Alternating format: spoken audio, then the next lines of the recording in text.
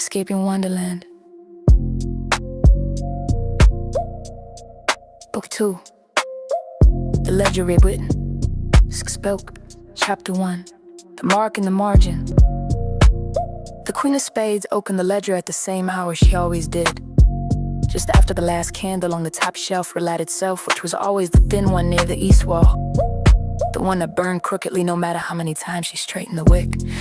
She opened the book the way she always did, both hands flat on the cover, a breath held in the slow lift of leather from paper.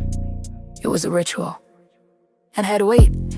She believed that a book this important deserved to be opened with the same care every time, the way a song deserves to begin on the right note. The pages were cream-colored and heavy. The names were written in her hand, every one of them, in ink that was dark and even in precise rows of names, generations of names, each one sitting exactly where it was supposed to sit, in the exact space she had measured for it, with the exact distance between one name and the next order record agreement.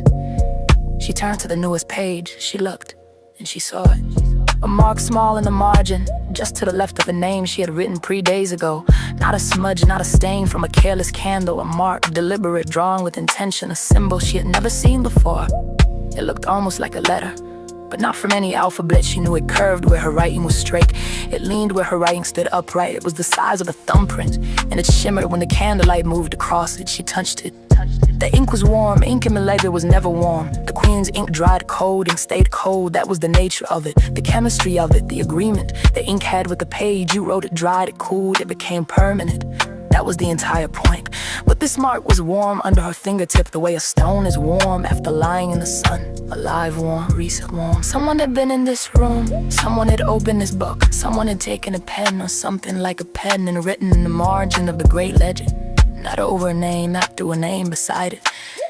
As if they were not trying to erase what was written, they were trying to add to it.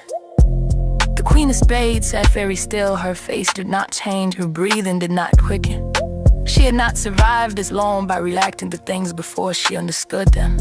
She looked at the mark the way she looked at everything, carefully, completely, as if she could read not just what it was, but what it intended to become. She turned the page. Another mark, different shape, same warmth. This one sat beside a name near the top, an old name, one of the first she had ever written in this volume. The mark nestled against the letters like a vine, growing alongside a wall, not choking it, just growing. She turned again faster now.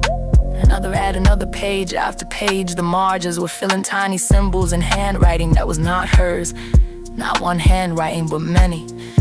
She realized dozens of different hands. Some marks were careful and small. Some were bold, pressed deep into the paper. Some were so faint they were barely there, as if the person who made them had been shaken, but they were all warm. Every single one. The Queen turned pages for a long time. The candles dripped. The cell stood solid. The moon, which had always felt like hers, entirely, completely, unquestionably hers, felt, for the first time, like it had other visitors. She closed the book. She placed both hands flat on the cupboard. She breathed, then she opened it again. To the very first page, the oldest page, the page where the first name in the ledger had been written so long ago.